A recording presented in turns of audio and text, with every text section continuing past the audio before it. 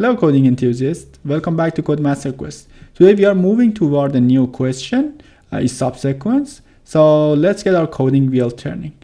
Now we should change to the LeetCode and find the problem description. Here is the question description. Given two string s and t, return true if s is a subsequence of t or false otherwise.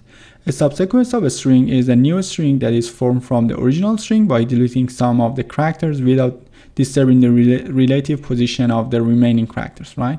So you can, the deleting characters can be none as well. And if we check the examples here for this problem, we have s equal abc and t equal to this set of characters, right? This string, and we should return true since we can remove, h, g, and d and have a, b, c, which is s, right? This means that s is a subsequence of t.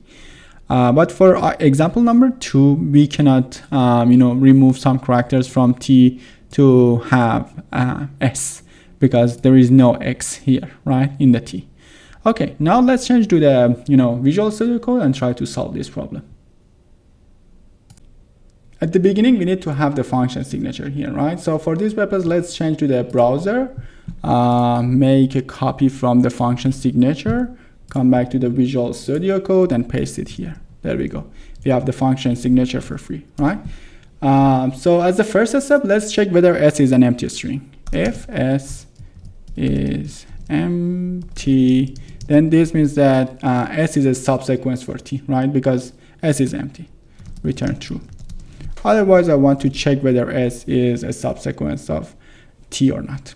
For this purpose, let me define an iterator over the s.make iterator, and let's have the first characters of s in another variable, call it current, from type of optional character, it.next, and then let's define a for loop over the characters in t, for char in t, and if the char is equal to the current, this means that we have the current inside the t, one character of s inside the t, right? In this case, I want to go for the next character of s and check it in t, right? So let's say current is equal to it.next, right? Otherwise, we will go over the next iteration of the for loop.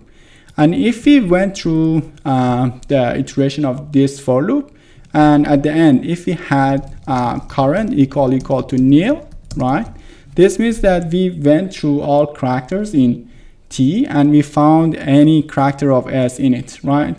And we should return true, which means s is a subsequence of t. So to verify our solution, let's come back to the LeetCode, find the example number 1, copy it, come back to the Visual Studio Code, paste it here and make it comment, and let's call our function here with the value of s equal to abc and t equal to this one, right?